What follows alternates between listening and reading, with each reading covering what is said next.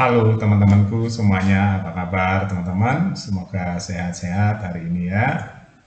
Sekarang tanggal 3 Februari 2025 jam setengah 8 malam teman-teman saya bikin video ini ya. Jadi teman-teman sebenarnya ini yang mau saya bahas adalah mengenai kenegaraan ya. Saya nggak bahas bola dulu, saya mau bahas mengenai birokrat atau tata kelola negara atau hukum ya, hukum-hukum yang berlaku di negara ini atau hal-hal yang menyinggung masalah korupsi ya teman-teman. Kita tahu teman-teman di Indonesia ini koruptor banyak sekali ya, di segala lini korupsi ya. Jadi korupsi itu seperti gunung es, yang ketangkep-tangkep itu yang sial-sial saja teman-teman di negara ini ya. Jadi rakyat sudah sampai titik jenuh ya, sudah sampai titik enggan membahas masalah korupsi. Ini artinya sudah bosen, sudah tinggal meledaknya saja ya.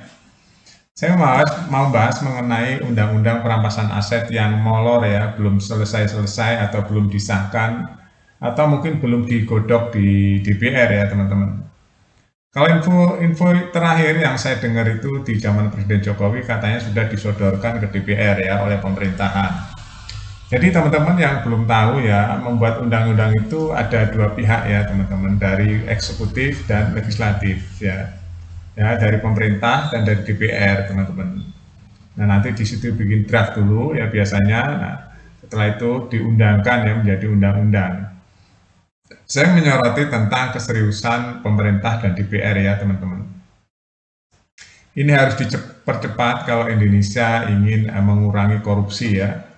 Karena korupsi itu adalah musuh yang sebenarnya buat bangsa ini, teman-teman. Jadi Indonesia nggak akan pernah maju, nggak akan pernah hebat jika korupsi masih banyak ya. Jadi rakyat itu nggak akan sejahtera. Nggak akan sejahtera teman-teman ya. Kenapa saya bilang begitu? Karena saya rakyat ya teman-teman. Rakyat kecil yang setiap harinya ketemu dengan lingkaran-lingkaran orang-orang kecil ya teman-teman. Jadi tahu persis bahwa rakyat Indonesia masih banyak yang hidup sehari untuk sehari aja belum tentu cukup teman-teman ya. Masih beratus-ratus juta rakyat Indonesia ya. Itu yang hidup sehari belum tentu bisa ketemu makanan untuk sehari ya teman-teman. Nah, apalagi untuk bermimpi mencapai cita-cita di masa depan, wah itu banyak yang sedang mimpi ya teman-teman rakyat Indonesia.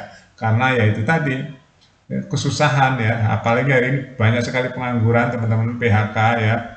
Aduh, memang sih kelihatan kalau di media itu gemerlap karena media sosial itu kebanyakan menampilkan hal-hal yang sifatnya kesuksesan, gemerlap ya, atau kehebatan ya.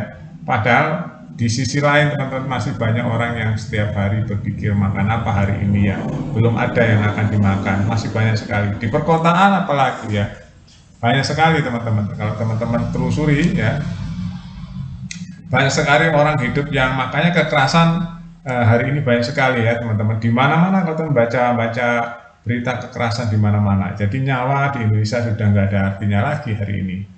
Ya, kalau teman-teman rajin baca berita setiap hari pasti ada namanya pembunuhan, ya, penganiayaan, pembegalan, pencurian, perampokan, ya, banyak sekali di mana-mana. Yaitu karena ada orang yang malas bekerja, pengen hidup enak, akhirnya melakukan ya itu tadi kekerasan-kekerasan yang melanggar hukum. Oke, kita kembali lagi ke poin undang-undang perampasan aset ya. Jadi kejahatan itu teman-teman ada di mana-mana ya. Dimanapun ada kejahatan, cuma tingkatannya yang berbeda-beda. Kalau di Indonesia tuh benar-benar banyak sekali kejahatan teman-teman, ya khususnya kejahatan korupsi.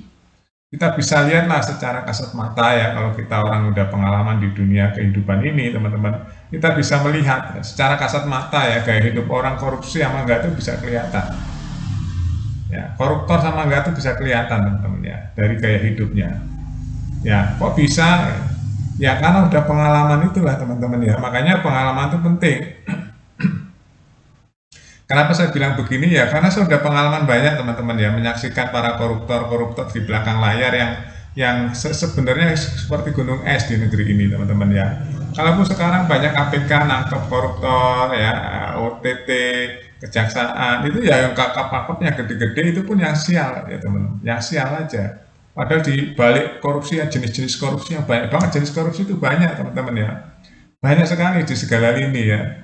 Dari RT sampai yang tertinggi itu ada korupsi teman-teman ya. Cuma mungkin modusnya berbeda-beda.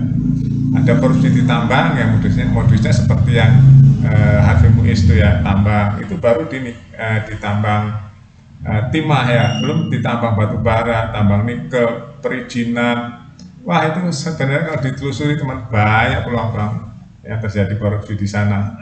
Belum yang lain-lain ya, pembuatan sertifikat ya, yang sekarang sedang viral di laut. Wah, kalau teman-teman yang memiliki pengalaman kayak saya yang ngurusin sertifikat dari letter C sampai sertifikat itu tahu tahap-tahapnya itu. Wah, di situ banyak ranjau-ranjau teman-teman ya, kalau kita nggak ahli nggak bisa ya, banyak ranjaunya. Itu baru sertifikat, belum hal-hal yang lain di negeri ini. Wah, banyak sekali teman-teman ya.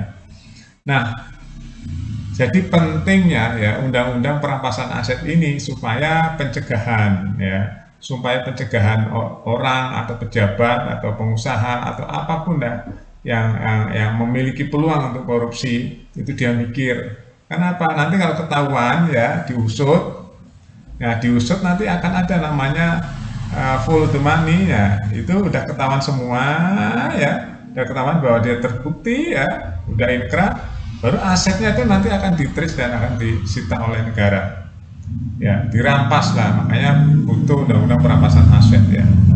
Nah itu orang biasanya takutnya kalau dimiskinkan ya. Kalau orang yang dihukum sekarang ya teman, korupsinya ratusan triliun, dihukum 6 tahun ya, 6 tahun setengah gitu ya, ya ini masih teong-teong, uangnya masih banyak di bank ya, uangnya masih banyak teman-teman, dia masih hidup makmur kayak rakyat. Di sisi lain rakyatnya susah ya, di sisi lain rakyatnya susah. Coba rakyat yang dirugikan akibat dikorupsi oleh orang-orang rakus itu ya, coba kebayang nggak kalau itu di kekayaan alam ya, bumi dan air yang dikuasai negara ini dimanfaatkan buat semaksimal mungkin kemakmuran rakyat, yaitu benar-benar dilakukan. Rakyat Indonesia sudah banyak yang makmur ya, ya nggak seperti sekarang.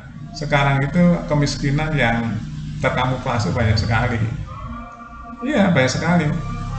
Jadi orang yang nggak pengen kelihatan miskin padahal miskin banyak tuh teman-teman, namanya kemiskinan kamuflase ya.